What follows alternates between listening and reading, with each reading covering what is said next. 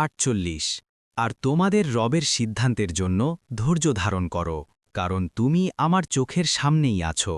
তুমি যখন জেগে ওঠো তখন তোমার রবের সপ্রশংস তাসবিহ পাঠ করো। 49 আর রাতের কিছু অংশে এবং নক্ষত্রের অস্ত যাবার পর তার তাসবিহ পাঠ করো। 53 সূরা নাজম আয়াত ৬২ মাক্কি। ১ কসম নক্ষত্রের, যখন তা অস্ত যায়। ২ তোমাদের সঙ্গী পথভ্রষ্ট হয়নি এবং বিপদগামীও হয়নি। ৩ আর সে মন গড়া কথা বলে না। ৪ তা তো কেবল ওহী, যা তার প্রতি ওহীরূপে প্রেরণ করা হয়। ৫ তাকে শিক্ষা দিয়েছে প্রবল শক্তিধর।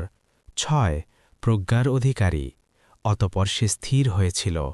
৭ তখন সে ঊর্ধ্ব দিগন্তে। ৮ তারপর সে নিকটবর্তী হল, অতপর আরও কাছে এল। ৯ তখন সে নৈকট্য ছিল ধনুকের পরিমাণ অথবা তারও কম। ১০ অতপর তিনি তার বান্দার প্রতি যা ওহী করার তা ওহী করলেন।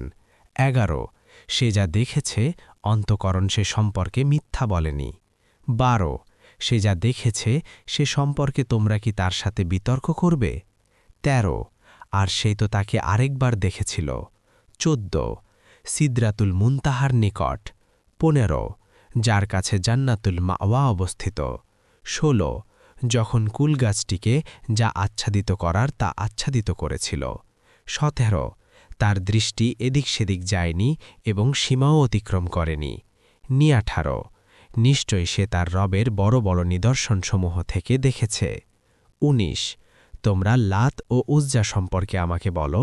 ২০ আর মানাত সম্পর্কে, যা তৃতীয় আরেকটি।